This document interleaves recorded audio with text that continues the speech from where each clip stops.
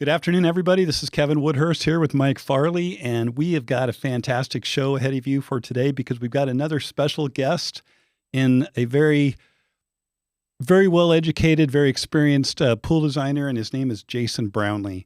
And I know, Mike, you have known Jason for a long time. I'm familiar with Jason. I've met you online. We've chatted a few times, but I've not shared space with you, but I know Mike has. Oh, yes. We've broke bread. Many times. And I look forward to meeting you in person, hopefully very soon too, Kevin. Yep.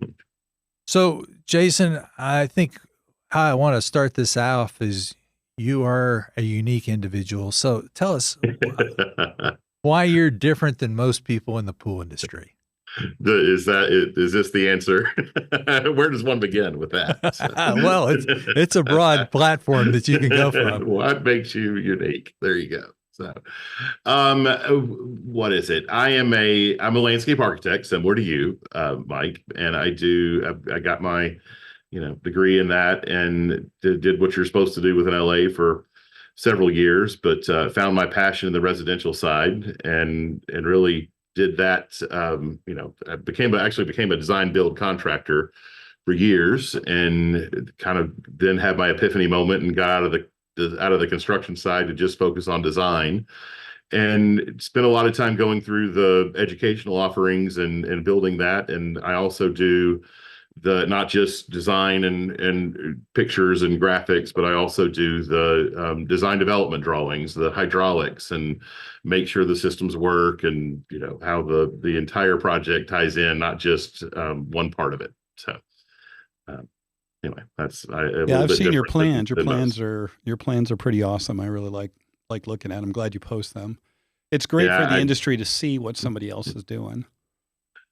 It's something that not a lot of designers do, that part of the work, and it's something I like to show that this is important, that it is done as well. And a lot of companies I've seen don't even do them at all. So you kind of don't have it's a good part to be able to have that set of drawings and data behind it. So design something creative. How do you then make it work?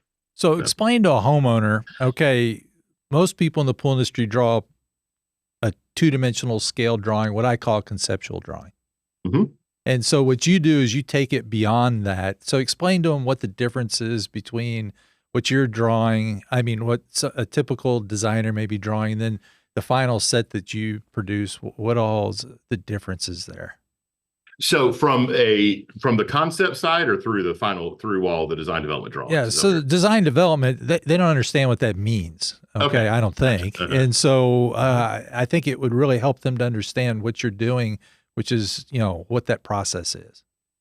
So what I do and offer my clients is we'll do what most people think traditional design is. When we come out, that's what I'll call my concept stage. Right. And we're coming out, meeting with a client, going over what desires are, looking at the house, looking at the site, getting a feel for what all is, what potential we can make through there. And then through that phase, we come up with I do everything as 3D model and build it out so you can really see it and understand what's happening with that. And what sort of traditional thought, though, is, here's the plan, the graphics, and the vision. We're creating a vision, and here's what it can be. But a lot of designers leave off at that. A lot of companies leave off at that. And then you sign a contract and the designer disappears and there's no other part of, it goes on to the next one and it gets passed off. But too often the vision gets skewed as it goes from person to person to person through the company or whatever.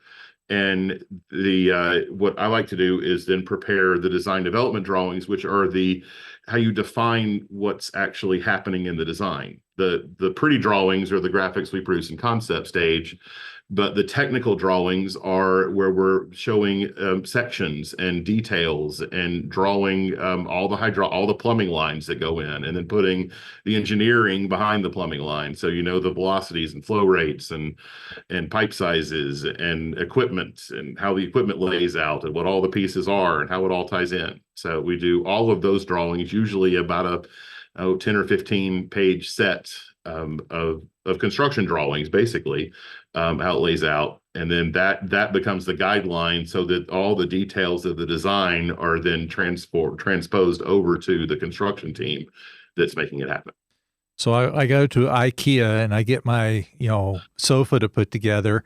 You create the instructions for how to put the pool together.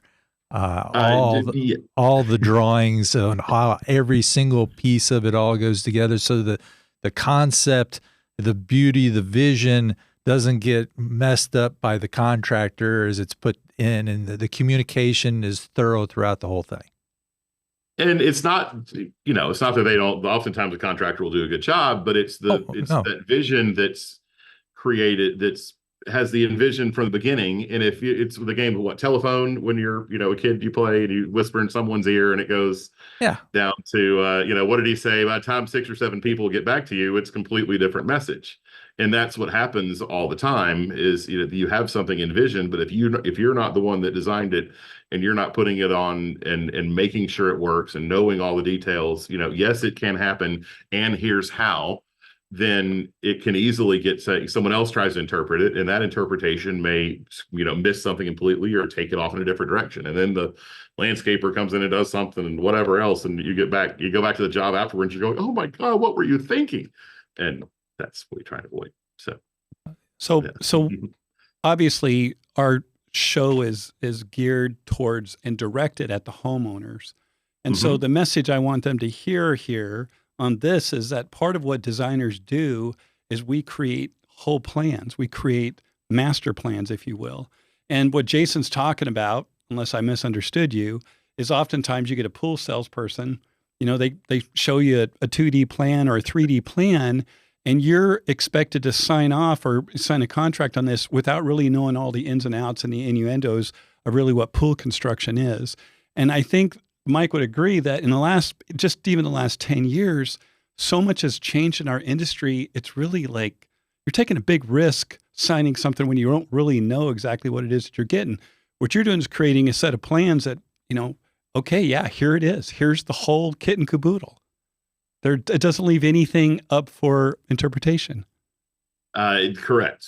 And that goes for a lot of reasons, and even when you're meeting with the contractors and going through the process, we'll bring subs in the office and go through the hydraulics and go through the details. And there are a lot of things that you start saying, this pipe is 3-inch or a 4-inch here, and there's we typically do 2-inch or whatever on that end. And I'll say, well, look at open a spreadsheet and show, look what happens if you put a 2-inch here. The flow rates do this, and your velocities go up, and a lot of times they go, oh, I didn't know. I mean, it's just what they've always done. But it's what's on the truck, right? Yeah, chucking a truck right now. So we can, once you can show them what it actually, what that does and the reason why everything works, that goes a long way to making sure that it's, happens and doesn't just get done the way they've always done it.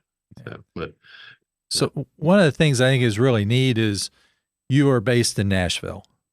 I am. And that's a great place in the center of the country and everything like that. But you're one of the few designers that travels. You don't work just in Nashville. I get grief for that at times from people, but yes, I'm a wanderer.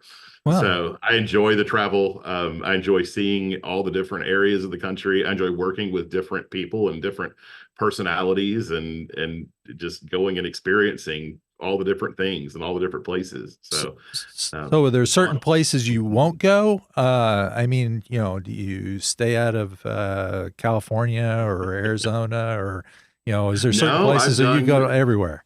I've done everything from Malibu, California to done all over Texas, done a lot in Florida, some of the Caribbean. I did one in Spain last year. That was fun. So did one in a couple up in New England area, Maine. So anyway, all over the place. Awesome. So that brings up I haven't gone up in Montana yet, but actually I've got one in Idaho I'm talking to. So I guess I'm headed to that space at some point. Kevin, your home state.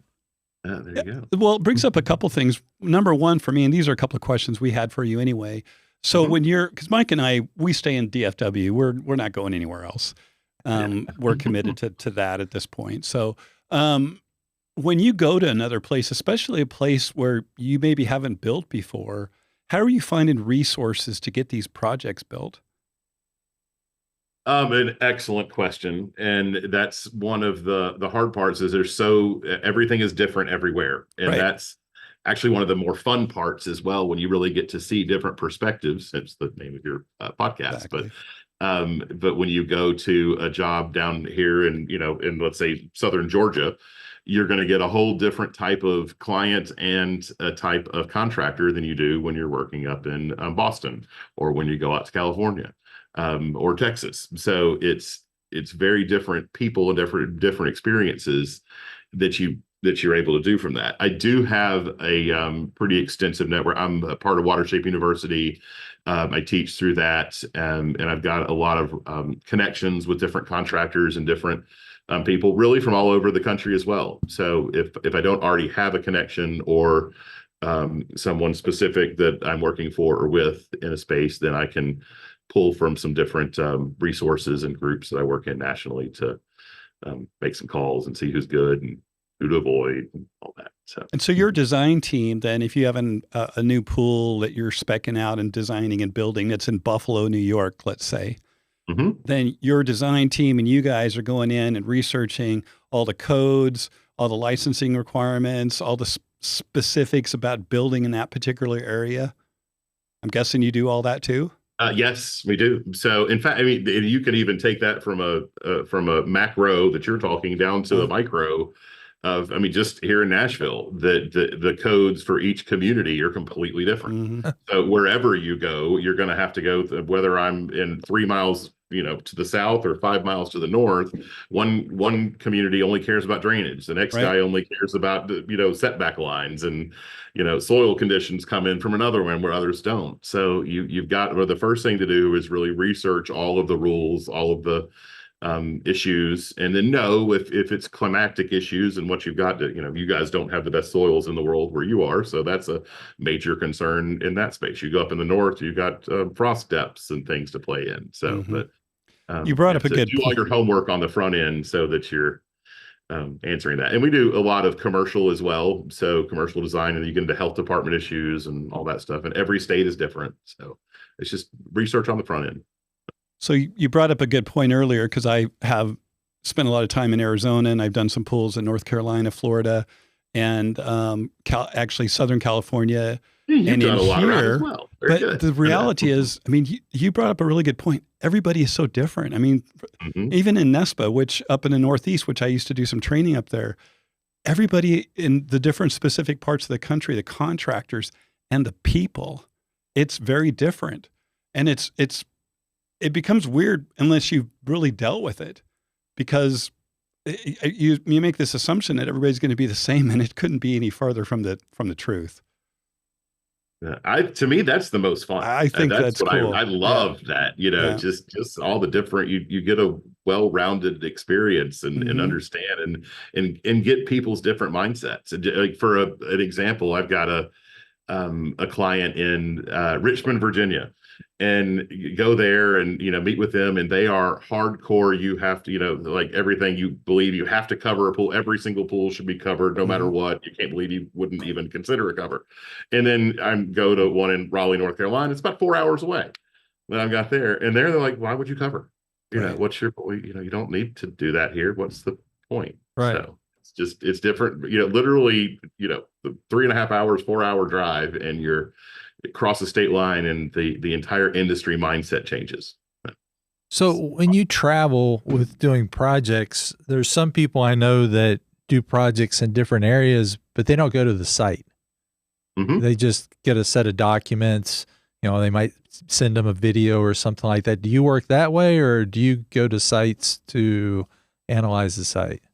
So it's a very good question. So I am a huge believer in, you have to go and experience the site and feel it and stand there and feel the sun and see the angles and feel the breeze around you. And you're going to understand it then when you design I it. totally If you agree. go and you just get a video or look at it from an aerial, you're going to miss something. And it could be something that makes that job unique and special beyond anything else. And it's really, I mean, get past the mindset most people have of, I don't, travel. And it's an airplane trip and a hotel for a day and back. I mean, it's not a huge expense. It's not a, enormous expense. It's not a big deal. You go, you spend some time, you meet some people, you have a good, drinks and dinner with some interesting clients and contractors, and you've spent a few minutes really having some spending on time and understanding the client, understanding the architecture of the house that's either built or being built, and understanding the site and the assets, the limitations, the good, the bad, the ugly. That's when that one thing will come out. You say, "Ooh, I'm gonna build off that, whatever it is," and then you can have a unique design that isn't a boilerplate or cookie cutter. So you don't do the same design 15 times a year?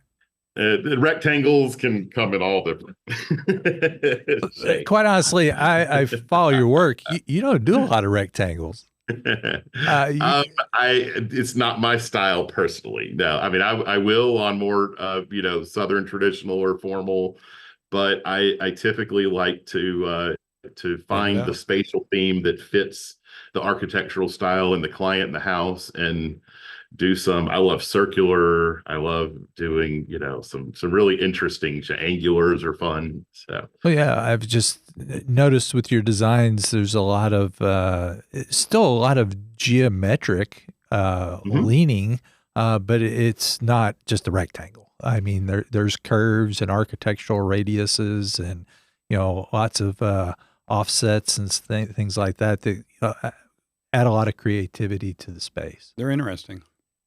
Yeah, it's fun to push the envelope and see what it can be. You work with terracing, with grades, and then how do you start to, it's not just a plan on paper. You get where the elevations come in, and you can start feathering it into the land, and then making how different shapes, superimpose on each other, how the integration works between them.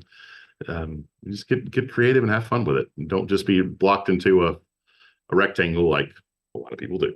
So. How much stuff can we shove in one rectangle and call it a pool? I think a lot of clients don't realize there's opportunities to do other things. And I think you do a good job of communicating and educating them of their possibilities.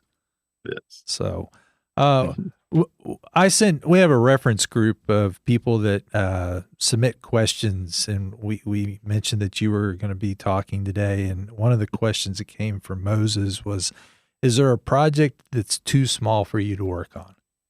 Not that's too small to do.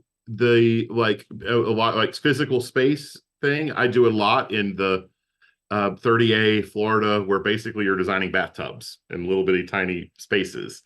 You can be more creative and have more unique design opportunities in tiny spaces than you can in large ones, because your material palette could get so much better. So you're not designing 1,000 square feet of decking or whatever it may be, 150 square feet of decking. So you can do pretty much any material you want to use. So let's try some different things, and different tiles, different wall, it comes in where you can get much more creative in tight spaces. So physically, like your limitations on that, I love working in small spaces as well. If the question is more about budget wise or whatever, I'll also sort of answer on that end. There's a lot you can do in, like, design itself doesn't have to be super expensive. You can do it. It's how the shapes work and how the spaces integrate with each other.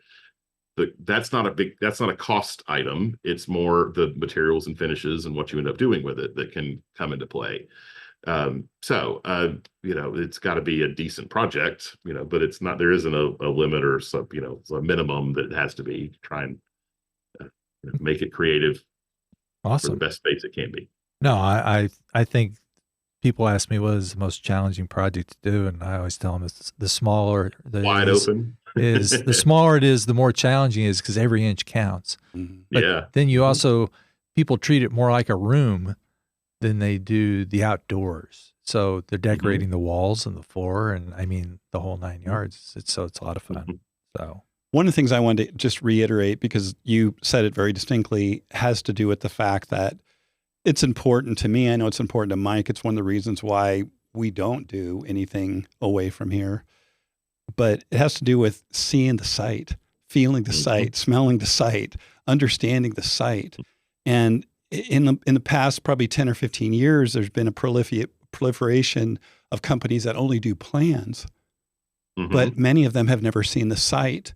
And I find it a little fascinating that a company, let's just say based out of California, can design a project for Pennsylvania, in Pittsburgh somewhere that's never been there, and have some expectation. And this is the expectation portion. It's really important to me for a homeowner that they're going to be able to build this. In fact, I dealt with one last year in Louisville that had a plan from a company out of California, but it wasn't even buildable because they didn't know anything about the site.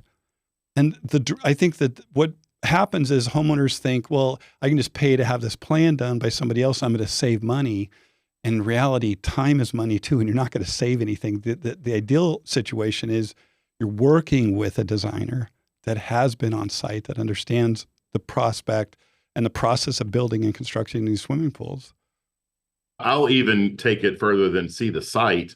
I think you have to see the house. Oh, great. And the house is really my key driver to a design. Mm-hmm. What's the architecture style of the house? Do you know the architectural style of the house? Do they know what it is?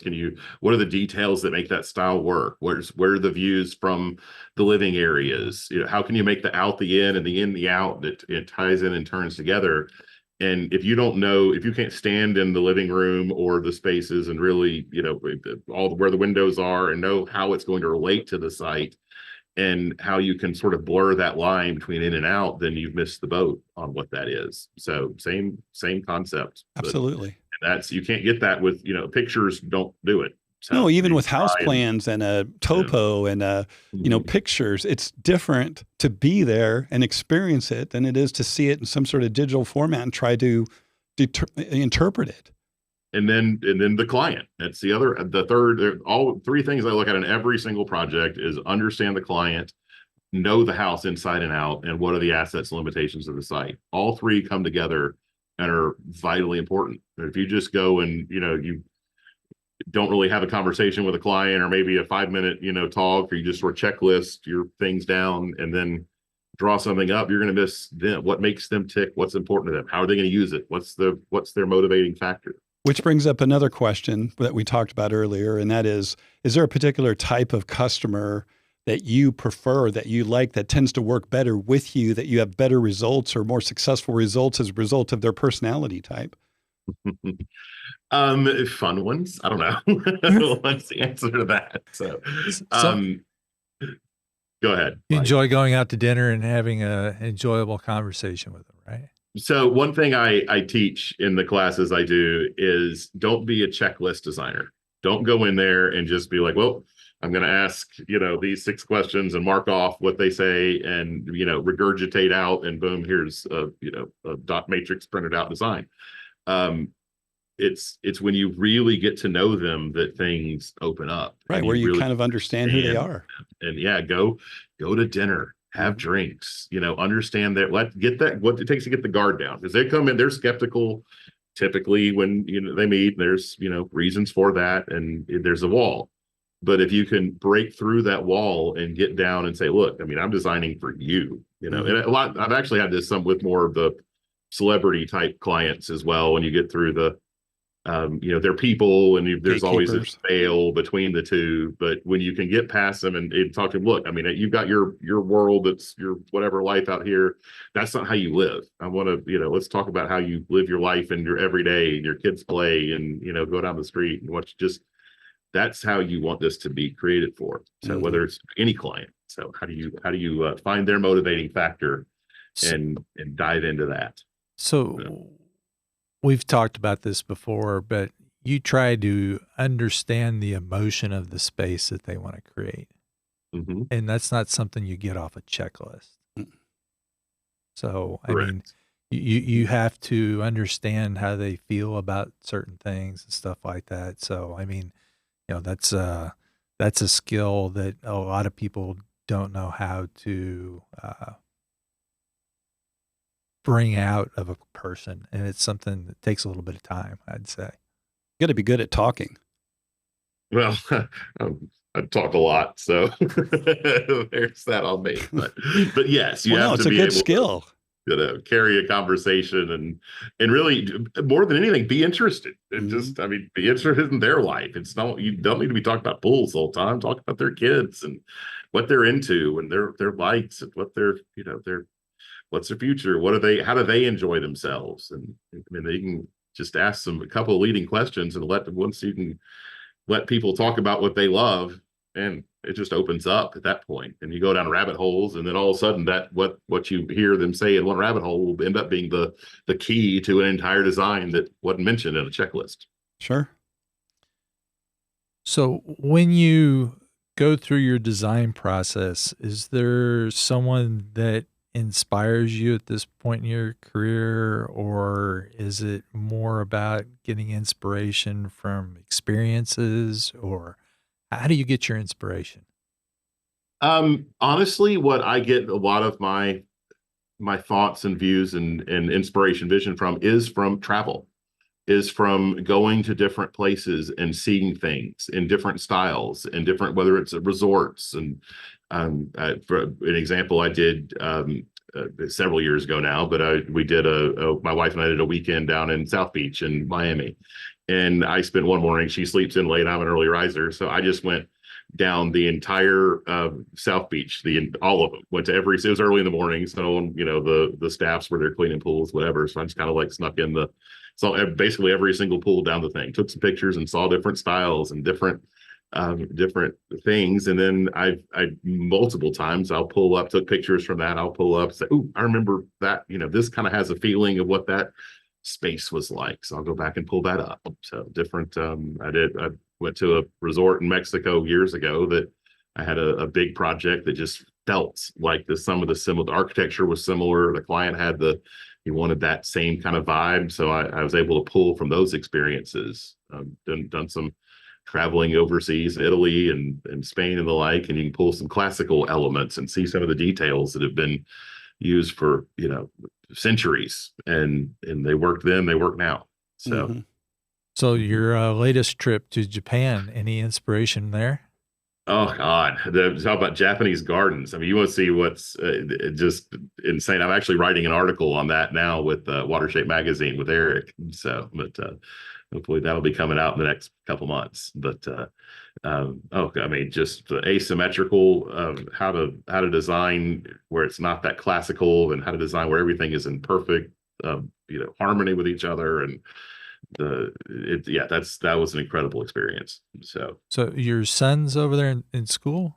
He is, yeah. He's studying. He's in computer sciences. He's a sophomore in college, and decided he wanted to spend his year over in Japan. So, which was awesome that he just decided, that's what I want to do. We're like, yes, sign me up. So you get to get another visit in before he comes back? We did. I've now done two. So we took him over there in August, and that was the initial one. And we went all the way. We started in southern tip of Japan and went all the way up to Tokyo, through the historical, through Kyoto and Hiroshima and all the different spaces.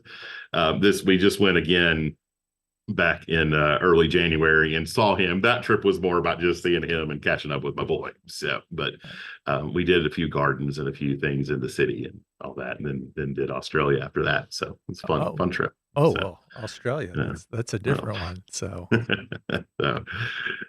so you've been around the pool industry a very long time, like both Mike and I have.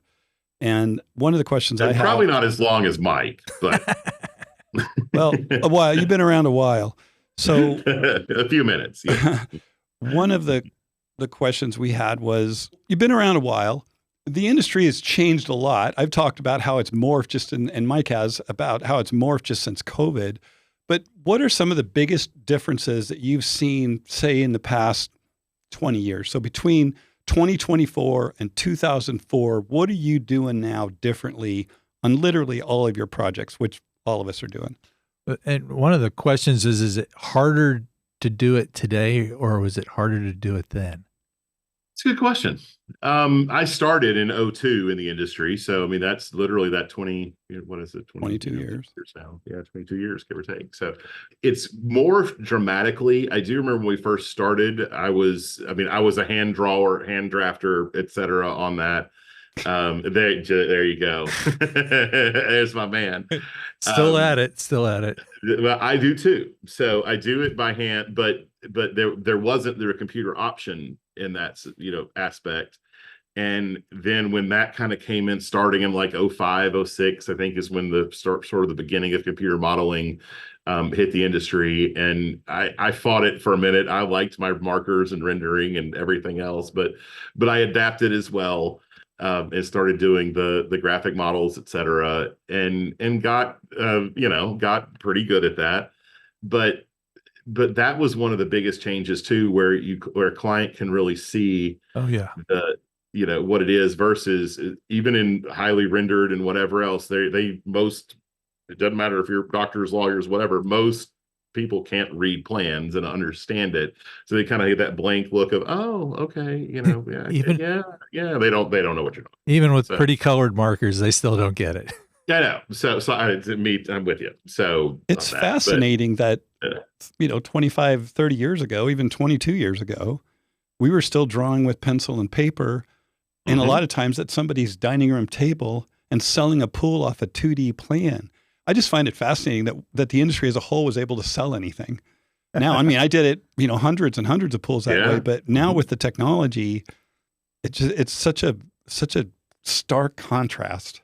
Well, I think one of the positives and negatives of it, one of the negatives of it is, anyone, if you can run a computer now, you can be a design, do a design, and there's a lot of designers or drafters, especially out there, that don't really understand good design and the principle of design, because before you kind of had to have a training or architecture degree or whatever to be in it, and now it's kind of, you can run a computer. That's what a lot of people get hired to do, and that's a lot of what in the classes we teach. That's kind of where we're trying to aim for, is here's everyone's got a tool now that can be used and shown, but you got to understand good principles of design and the why behind it, and then how do we make that come alive and use the tool to its maximum benefit. So it changes a lot.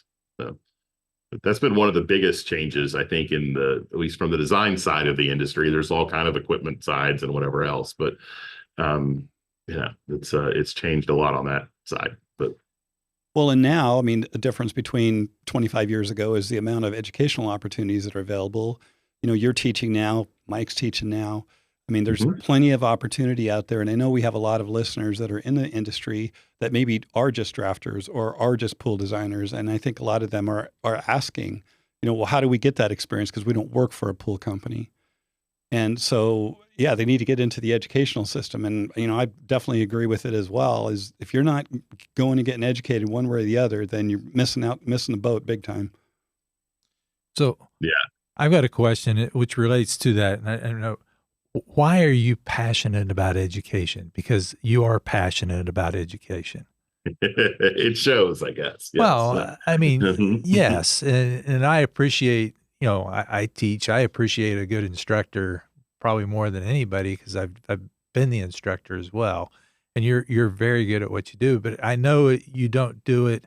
You do it because you're passionate about it. So, but why?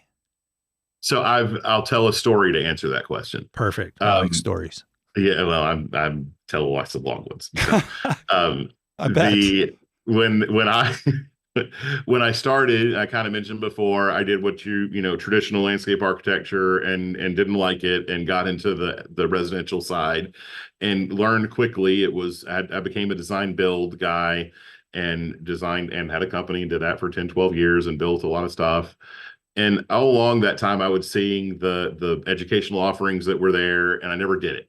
So I just kind of kept doing it my way and whatever. And towards that 08, 09, 10, 11 years, it was, hitting walls and not getting frustrated and stuck in ruts, and, kept doing things that weren't being profitable. Didn't understand, what's happening. I'm stuck and I can't get out of it. And I finally I took my first class at that point. I think it was 2010. And it was a design class, one of the engineering classes yet, because I wanted to jump off in something I felt was safe. And it just was a night and day opportunity. It opened up a ton of opened up a different world that I saw that sort of answered a lot of my questions. But more importantly, it introduced me to all these great people from all over the country. Many of the same guys were doing stuff that were things I couldn't figure out. So, and that's a lot of the professors. I'm one of them now, but give your cell phone number. You got a question, give me a call. We'll talk through it, help you out any way I can, whatever. And I use that. And once I was in, man, I jumped in. I took every class you could take from about 2010 to 2014, 15, and it completely reinvented my career. I went from design build, just went to design, and ended up moving to Nashville kind of as a result of that. Great place. And the educational opportunities that I had through the industry are complete what made me where I am, gave me the potential and the opportunities that took me to completely different levels. So one thing I love in design too is when I teach a class, like just the basic design class, is seeing the light come on in students' eyes. And especially, I was saying, see the world through design eyes is what I generally call that. When especially contractors who don't have design background come in and take the design class, they start with saying, whatever, I'm not going to, this is all, whitey stuff, emotional, we're going to cry and whatever. When they were usually talking about, concrete specs and, rebar distances. But when you start to see it and understand it and then have a language to be able to use that to talk and understand the why behind stuff, it's like a light comes on. And that has been the most rewarding thing really of all, to see that, when they can understand it and now I know why we do what we do, not just how we do what we do. Thus the collaboration by association. Correct. Love it. This is another question that got asked, which I think, do you remember a project that you were working on that changed your thought process about the design? That changed the thought process about design? Yeah, on how you did your design work. It sounds like you had that epiphany about the same time you started taking classes. Yeah, it really was. Yeah, it hit that, it turned out to where I don't have to be the one to build it all. Mm-hmm. And I can, work as a team with people and make it come together, which is nice. So, I mean, I've done some, interesting projects and push the limits and do some cool stuff, and there, but I don't know if I'd say I had one project that changed my, like, had an epiphany moment of that a project did. So, but okay. I answered the question, and so there you go. there you go. So when homeowners are trying to find somebody, okay, they're trying to find somebody to work on their project, how do you think they ought to look for that person? I think they're buying, when a homeowner's looking for someone, and it's a scary entity. I mean, you're going in there, there's a lot that's out there. And really, I say this in my class all the time, other than the purchase of a house, this is the second biggest investment you're going to make. It's more than kids' college tuitions. It's more than lavish vacations. It's more than opulent weddings. It's more, all of those things combined. It's a big deal. And a lot of companies don't see that in that light. A lot of pool builders just look at it as, this is project number 24-109, and we're going to the Smiths today, and tomorrow we'll be at the Joneses, and the next day we'll be at the whatever. And this is something that really matters to the client, and you have to make sure you've got the right person that gets them and gets you. And whether that's from the design standpoint and or the contractor standpoint, is you want it to be considered as what's most important. It really is the project and what the potential is and how to draw that out for them and find ways to make them, how they live and connect them. And it ends up adding value to the site as well. And you can read that in people. If they go in there and they just sort of checklist, this is it, okay, and spit it back out, they may not really be getting you yet. But if your conversations you have with your designer that go through there and it goes through, kind of gets deep with you and talks through, you have that feeling of I really connected with that person. It's a relationship. I mean, they're buying you, and they're buying the vision that you're creating that's going to be special, and it needs to be do homework on that and don't just look for dollars on that. So that's so you're suggesting that they just need to talk to a lot of different people to find that connection. When there is, let's say a homeowner is interviewing different builders and different designers to be able to do it, they'll have do your research beforehand, know who's got reputations and good and bad and otherwise. But really, when you have those initial concepts, and this is before the design, I mean, the designer should charge for design. So you want to, do your work to, know who you're hiring to do the work, and understand that, that's, you're kind of buying into each other at that point. But definitely do your homework, because there's a lot that, if you're just looking at who's the least expensive, or is talking bottom dollar stuff, you want someone who's got a vision and is going to understand what the potential is. And maybe it's something that pushes the envelope and goes further than what you're initially thinking, but maybe that becomes a master plan. You're going to be there 15, 20 years, 10 years, whatever. Maybe you do, phase 2 and think through where it's going to be, not just stick a pool in your yard, slap some concrete around it and call it a day. How you live, how you operate, what is the potential? What are your kids going to grow older? What happens then?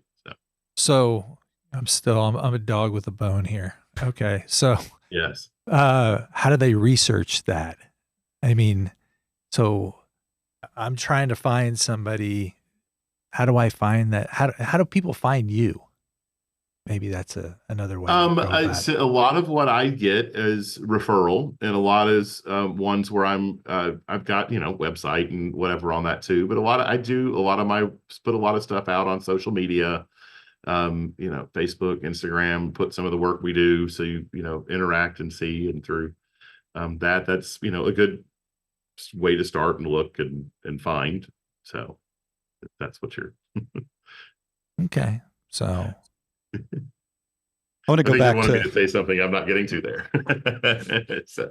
Did you are you okay with that answer? Yeah. Oh, I'll come back. You're going to come back to it? He's gonna get it from me one way or the other. So I want to go back to another question, but you keep going. Mm-hmm. Go ahead. So you mentioned Watershape University. Yes. Is that a good resource to start with? There you go. Okay. Because the homeowners don't know, they don't know this stuff. Okay. So they're looking and they're trying to find, how do I find a qualified person? I don't know if I'm not in DFW, so I'm not going to deal with these two guys that are talking here.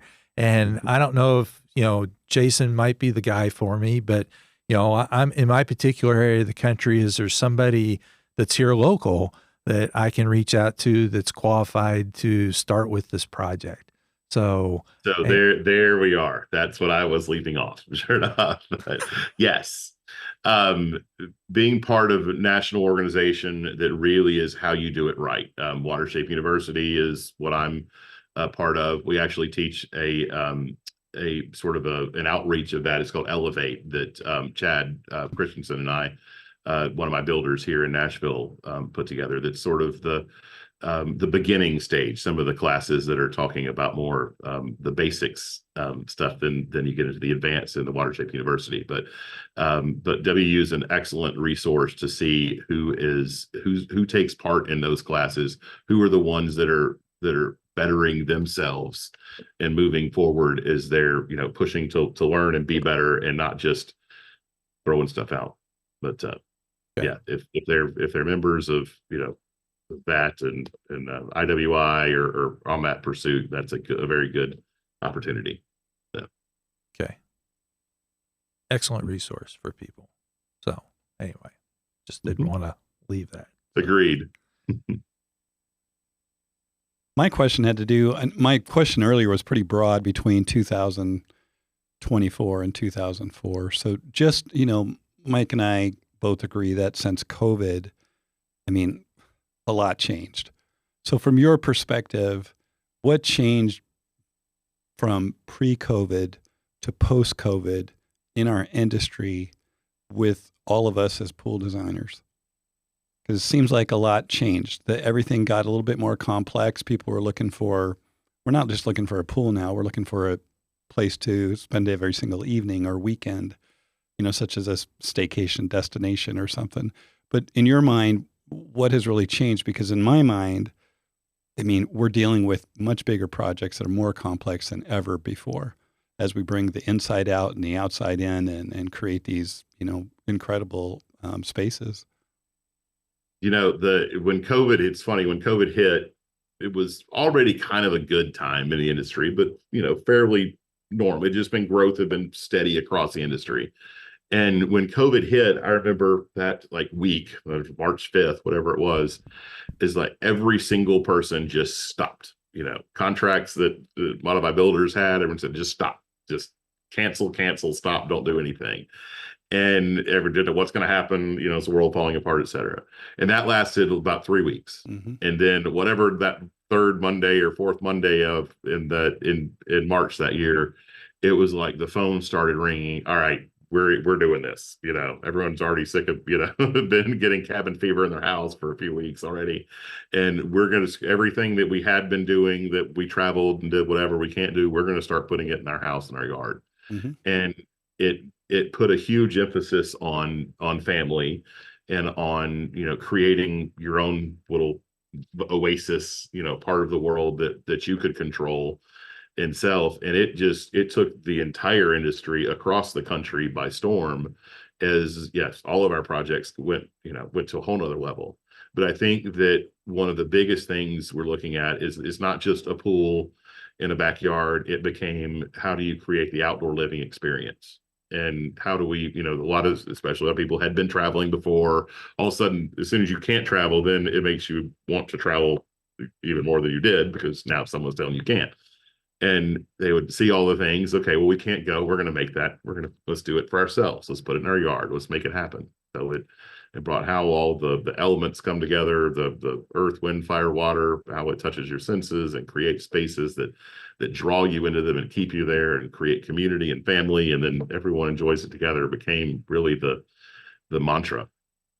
That, right. We almost became design. We almost went from being pool designers to being outdoor living designers.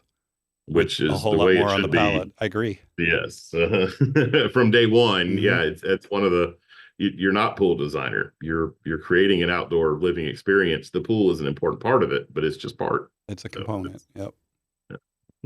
Are there any current trends you see in our industry that are taking place with design, with materials, equipment, anything that you see that's really neat that's coming around and you enjoy implementing? I do think that a lot of it is coming, like a lot of the mindset is getting away from what we're saying before, just put a pool and call it a day, and developing how it all ties in together. And the design is far more important than it used to be. I think that equipment wise and industry wise, there's so much more that's available and offered, out there than it used to be, and how that goes, not just from the systems of the pool and how that ties in, but how that works with the outdoor living and the outdoor kitchen becomes an important spot. The grill systems and pizza ovens come into play. There's so many things. The entire backyard becomes a playground as opposed to a swimming pool. So when you work on projects from a design standpoint, you develop all these pieces, or do you collaborate and are part of a team, or is it case by case, they're different, or how does it work? So when I work with clients anywhere, I generally try and work as part of a 3-person team, with me as the designer, with the homeowner as the second spoke or the second person, and then the contractor.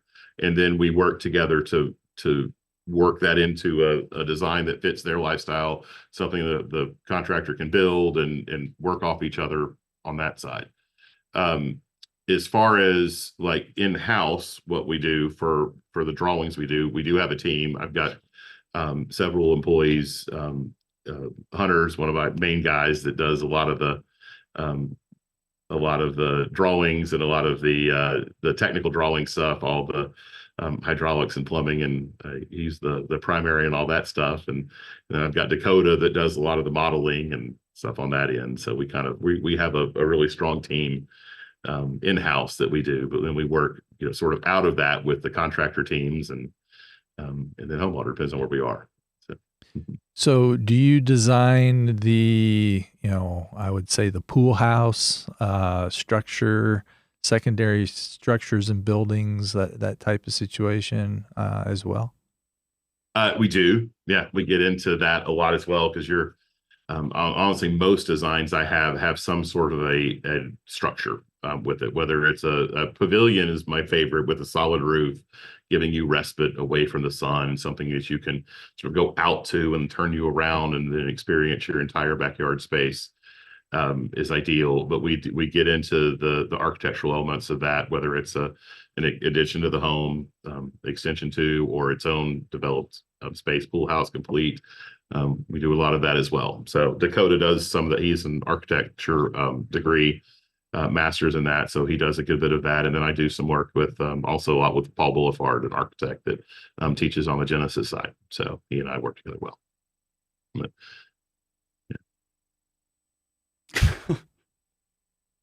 Great answer. yeah.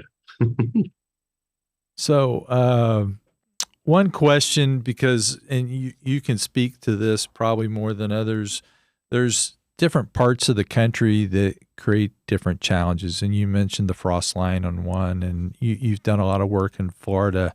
Is there certain things that homeowners should be looking for as they're going through their process that they need to be aware of?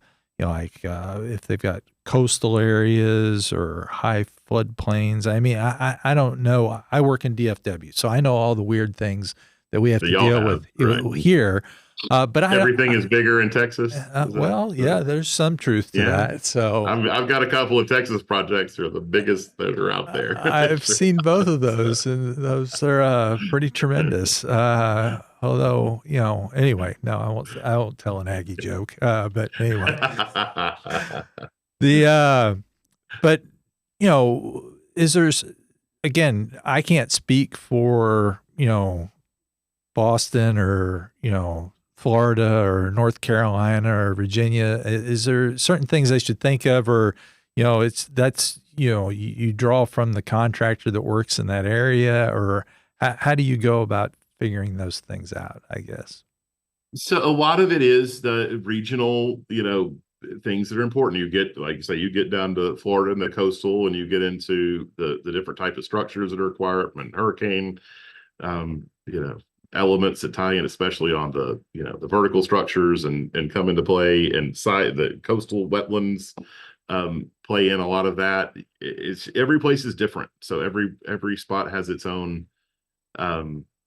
its own unique challenges, its own unique thing. It's hard to, say what one is without, specific things. Like even doing jobs out in California is a completely different experience from a clientele, from a code requirement thing. Every bit of it is different when I've done some out there versus, Louisiana or Southern Mississippi. And sometimes it's based on the contractors themselves and what their abilities are. And sometimes it's sort of regional preferences. And sometimes those preferences aren't necessarily true or right, or go back to the thing of, well, you have to have a cover or you can't have a cover. It's preference. But just because no one typically builds there doesn't mean that everyone does it. You don't have to, and vice versa. You see different finishes come into play, pebble in one space, different equipment sets or different locations, or everyone's got biases. It's actually a very interesting industry from bias standpoint. So everyone's like, sure, Ford, Chevy, Dodge, everyone knows what they like and thinks the other ones are crap. Yeah. No. Well, and I think certain materials are more readily available in certain areas as well. Certainly. Stones, come in different tiles. So are there things that you're like, I don't want to say non-negotiable, but it's like, no, this is what you need to have on your pool, because going back to what everybody thinks differently. So are there certain things that, you have to have? I would assume that any project you do, regardless of where it's at, you're going to want a soils report. Correct. Mm-hmm. And you're going to want to get signed off engineering. Mm-hmm. Yeah. But is there anything specifically about a pool that you think, like, for instance, all pools should have? And I'll just throw like an in-floor cleaning system or a heat and cool heat pump, or is there like things that you think are super important that people need to at least consider? So when we do this goes into the design development side of things too. And I look at all the different systems of a pool. And this is sort of after we've created the vision and character. Now, what do we want this to be? And I go into each system has all the different equipment that can go with it. From a circulation system, you're looking at the different pumps and the different drains and returns, et cetera, that goes into that. The filtration system, what type of filter are we doing? Automation, sanitization. Yeah, there are a lot of different pieces, and I will give sort of my opinions based on what I've seen all over the country, what I like, whether it's brand, whether it's different product. You mentioned a couple. I am an in-floor cleaning guy. Actually, I say that wrong. I don't think of it as a cleaning system. It's an in-floor circulation system that's putting all the returns in the bottom of the pool, and it's coming up from the bottom and giving you good distribution of heat and filtered water and sanitized water from the bottom up instead of the top out. Absolutely. So that's a big point for me, but some people are adamantly against it and some people are adamantly for it. I think there's a lot of benefit to those systems. The heat cool pump, I do those on pretty much every job as well. I'll do a gas heater for the spa, and then I'll have a heat cool electric heat pump that can maintain that temperature and then be able to, in the heat of the summer in Texas, where you guys are and where I am in Tennessee as well, when it gets 107 degrees and even your pool water feels like bath water, you can kick it in reverse and have a nice 84 to 85 degree chill when you jump in, which is really nice. But I'm a big ozone and ozone and UV fan versus salt chlorine systems. I think there's some awesome systems available that are out there that can do that. Clearwater Tech's a great version for that. So, but speaking our language, yeah, so speak those, and it shows just how it cleans the water, how it sanitizes, how it does it. There's some amazing equipment that does a good job, and some automation, all of it. So, but lighting goes, LED lights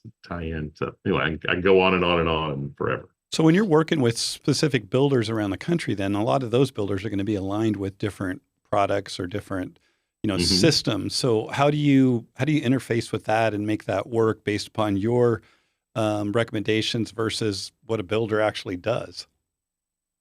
So it's one of those, if the thing is that let's say one builder is a Pentair builder versus the other one's a Hayward builder. I mean, I typically am a Hayward equipment for reason, but Pentair makes great stuff. So does Jandy. And if that's the builder, that's what they know and what they do and what everyone does, then there's great products in those lines as well. So I design with that product as needed. So you just work around with the builder with what they're using typically. Pretty much, but sometimes it's opening eyes to different ideas and saying, hey, have you thought about this? Or what if we did this? And a lot of times they just go by, well, we don't do that here, or that's not what we've done before.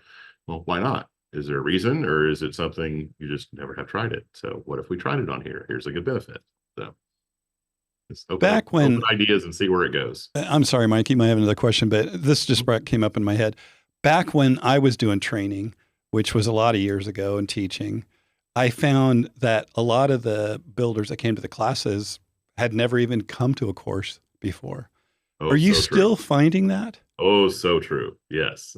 That's really interesting, because there's so much more available as educational opportunities in this industry than there's ever been before.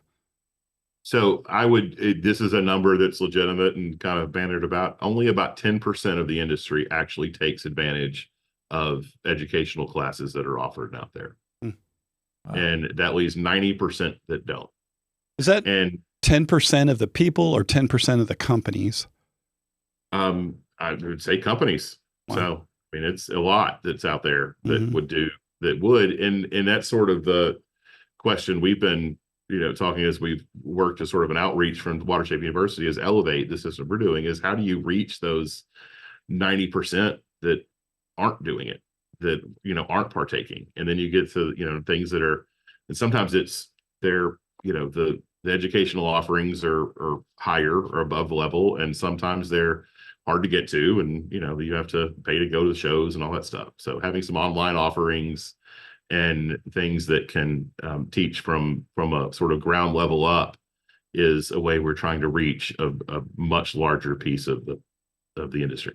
Well, I think one of the challenges is, I know when I've talked to different people, specifically designers, sometimes they'll say, well, our owner or our company doesn't really like doing educational events. They don't want to pay for them. They don't want to do whatever, and I know that, at least for me, and I know for you, I mean, we paid for all this. I did it years ago. You finished it up not that long ago, and I didn't go as far as you guys did, and it costs a lot of money. I mean, I still spent tens of thousands of dollars traveling around the country going to classes, and whether I was teaching or being a student. But at the end of the day, unless your company or you specifically see value in it, it becomes a challenge to get to them. And I'm saying people need to go, as you are, as Mike is. Well, I think for the homeowner, this is one of the things that you need to understand if the person that's coming out to work on your project has done further education. Exactly. Because if they haven't done it, what the challenge is they just haven't been exposed to a lot of things. And so they can't offer you probably the best solution for your backyard because they don't even know what it is. It doesn't exist to them. Until you've learned some of these things, you can't tell somebody, hey, you really need to do this because you don't even know that it's there. So one of the things that happens all the time, especially in the construction classes, is a lot of time contractor, I'm going to go take this class. I know how to do this. They're not going to teach me anything new.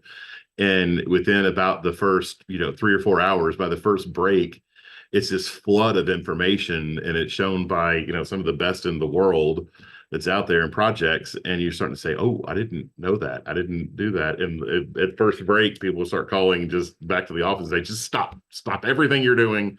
Just wait till I get back. We got to change stuff because it's intense what you learn in those, and it's transformative. And a lot of good companies, the Watermark, who I work with here in Nashville, that brings their entire crews, they'll bring 10 or 15 people to to the show each year and invest tons of money, not just send the owner, but send the guys that are out there doing the work, the managers. Which is an investment in their company.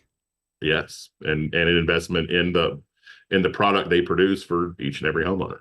So there are several good companies that do that. But. Yeah. So if you were to say, what's your favorite focal point? Is it water or is it fire? I feel like this is a leading question, knowing me. He's good at that. Here's the answer. It's not the pool. The pool itself is not the focal point. And that goes back to a design standpoint. You don't put the pool in the middle and then start putting boxes around it in sort of this envelope system out there. You design 2 accent points or focal points, but that could be a tree, a sculptural ornamental tree. It could be a sculptural piece. It could be a water feature that's part of the pool, but it's not just the body of water itself. It could be a fire feature. As everyone who knows me, I do enjoy the fire elements. I love it. And I tell you what, it really hit me at the beginning is I just did my whole backyard this year. Right. But before I did anything, like I used to have a backyard that just had a little patio and just nothing. So, wouldn't go out there. Why would I spend any time out there? And then, 8-10 years ago, I put in a fire pit, and just a simple little fire pit. And I would go and sit in my backyard now, and I would have a glass of bourbon. And I would just sit there and put my feet up and watch the flames and just relax and chill. And it's just simple adding that element of nature, that element into the backyard. Nothing else was great at that time, but it gave me a reason to go out and spend time. And then when you add that in, combine the fire and water together and have the sight and sound of moving water and the crackling fire or the flames going up from there, and you can sit back and just relax and enjoy. It makes just a visceral experience where you experience it in a different way. So is your backyard done now? It is done now. And what's the favorite part of the backyard? For one, I think right now, maybe the outdoor kitchen.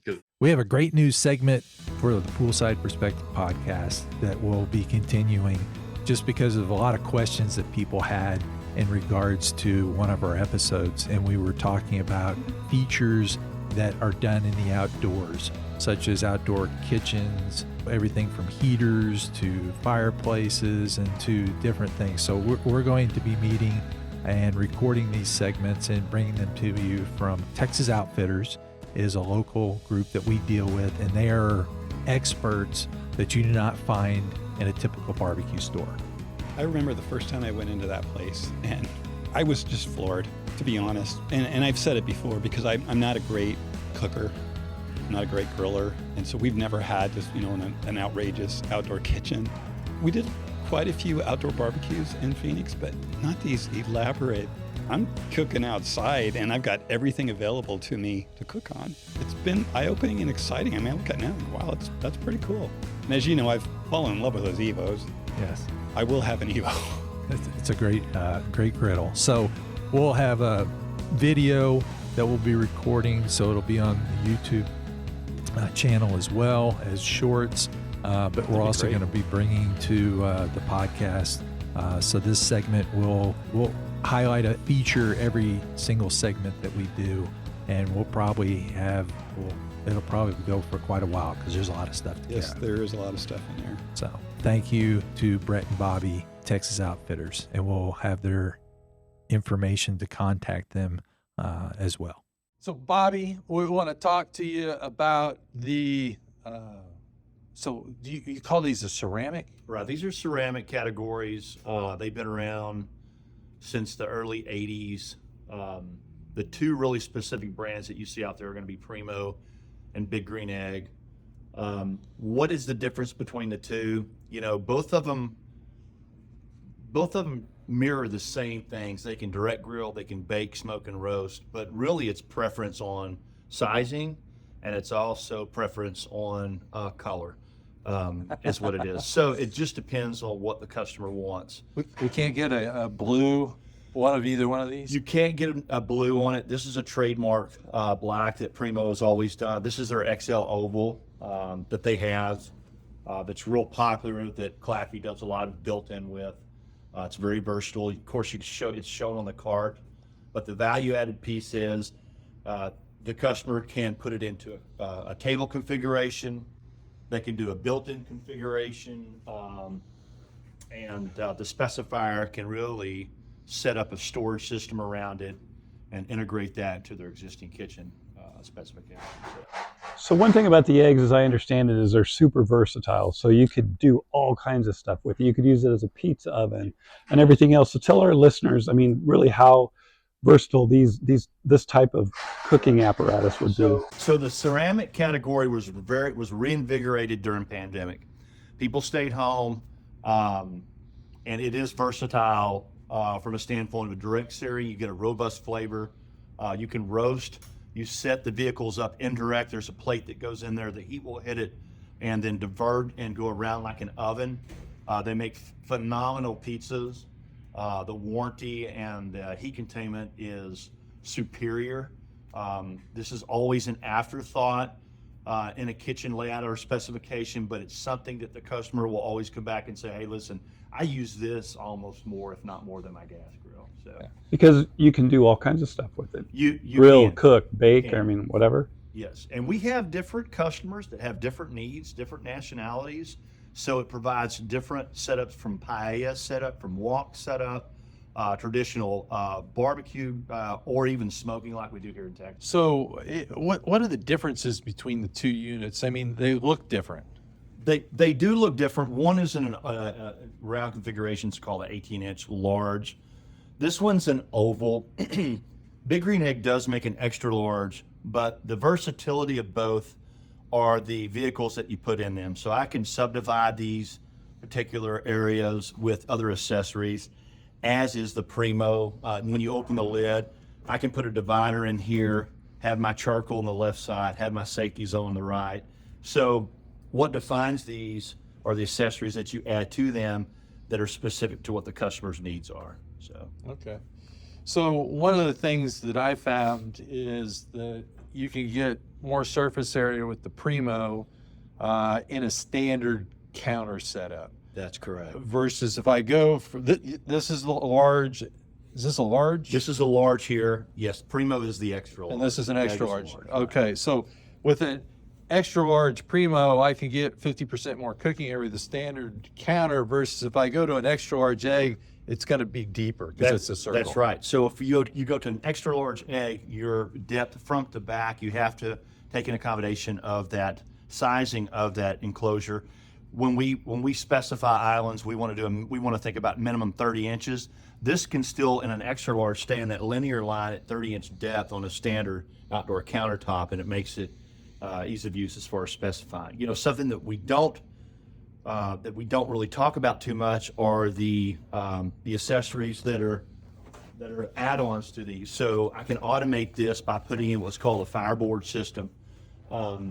You'll notice that whenever Claffey does specifications, they always put a lot of plugs in around the cookers because electric lighting agents like loop lighter that makes it ease of use to lighting the charcoal, but also automation. So I can hook up this fan kit below to the ceramic grill, connect it into my Wi-Fi, and go play golf and monitor the whole cooking process.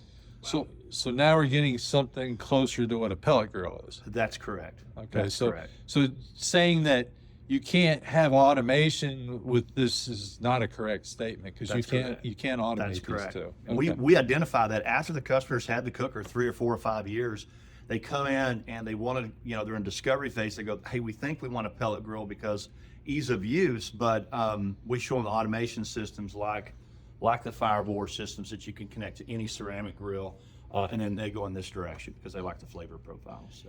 Yeah, I mean, I have an egg, okay, and I cook on my egg all the time, but you know, it does, you know, you're around when you're doing a rib smoke for 4 hours, Sure. you're around for a little Sure, bit. absolutely. So, especially, well, that's not totally true. Like I went shopping the other day for an hour and a half because once I got my temperature set, it's Right. not changing. Right, you it's know. not. It's pretty static. Once you get this, when you light this charcoal grill, you don't light it with the lid open like a traditional kettle.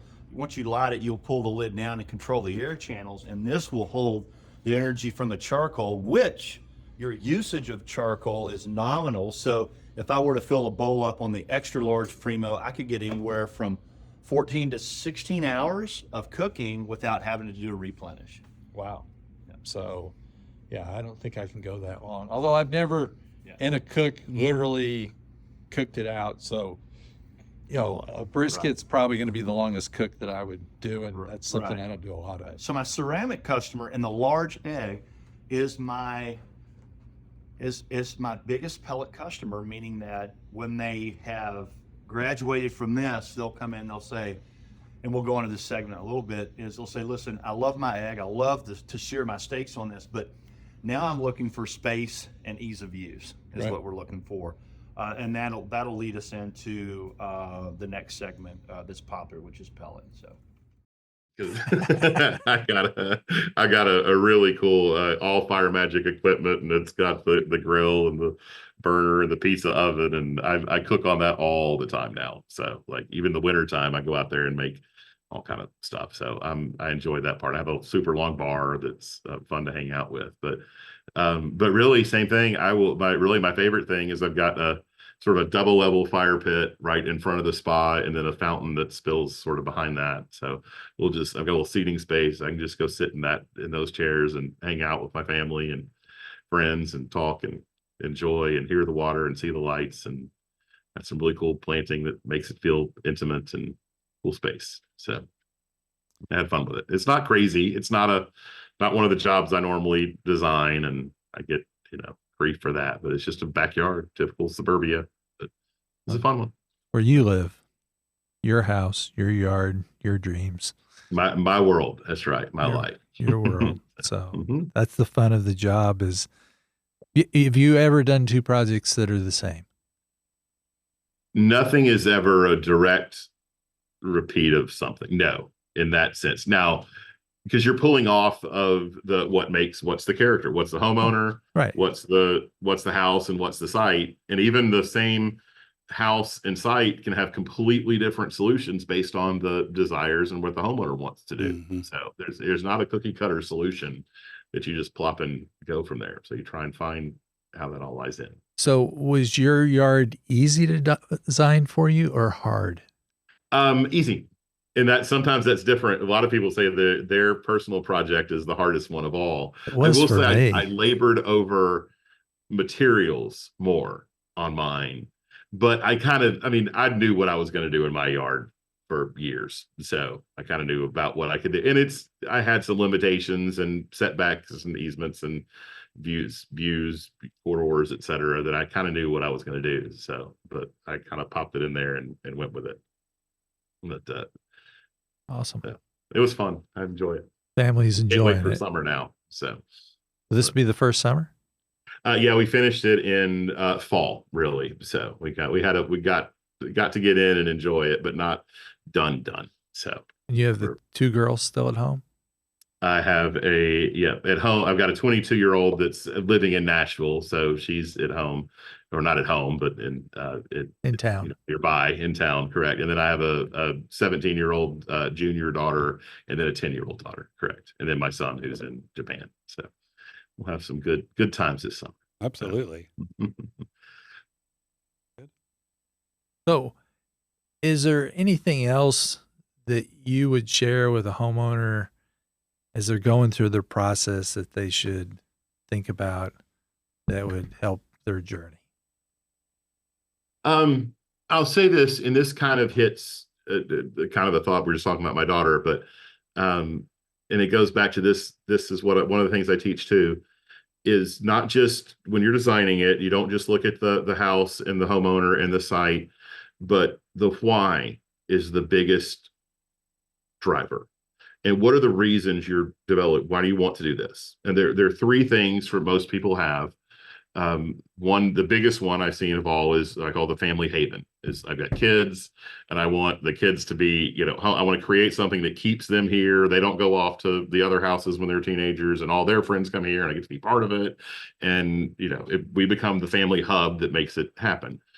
Huge design decision. And when you have that as sort of your primary factor that your homeowners say, that you filter every decision you make in the design through the thought of, does this promote the family atmosphere, the family haven?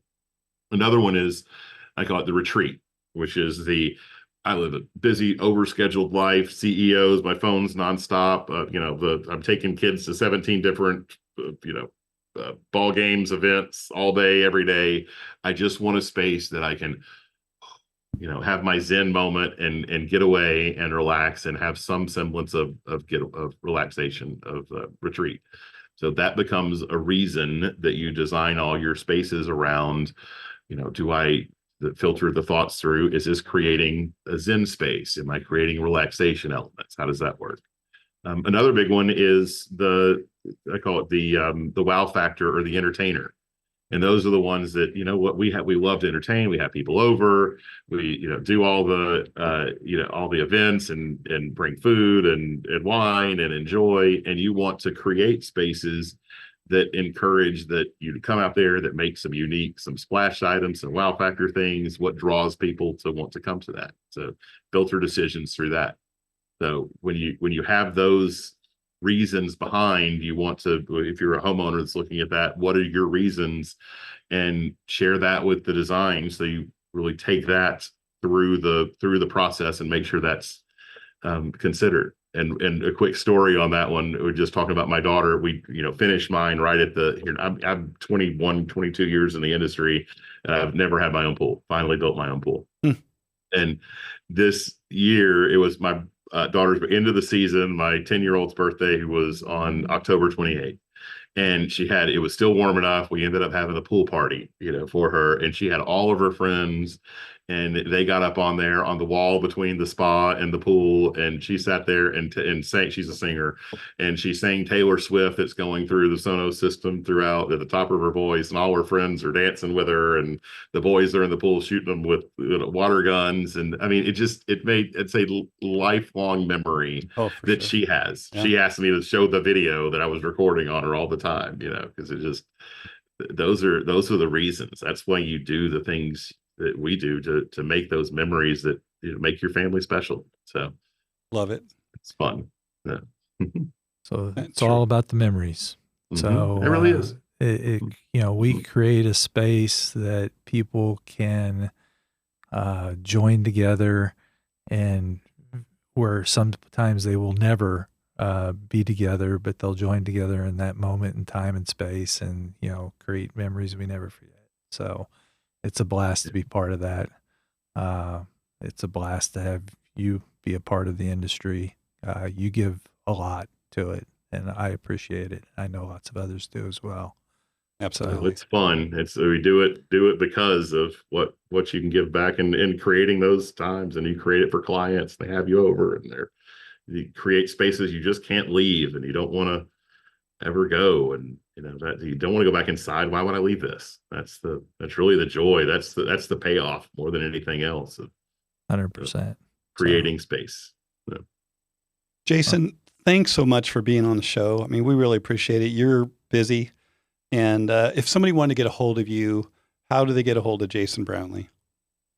So I've got a website, J Brownlee Design. I'm on Facebook and Instagram and all those things. Again, J Brownlee Design, my company name, but phone numbers out there, everything else too. So I'm happy to take a call and see. Like I said, I work everywhere. Love seeing new things and seeing where that goes and helping people out. We don't want you working in the DFW area, just FYI. Well, I got one just outside of it, but I tried to get you guys to look at it. Yes, we know. It's a big boy. So, Oh, thanks again, sir. So we'll look forward to seeing you sometime soon. Thanks, Jason. Appreciate you both. Look forward to meeting you. It. All right, bye-bye. Take care. Tell everybody hi. Appreciate it, guys. Thanks. Bye.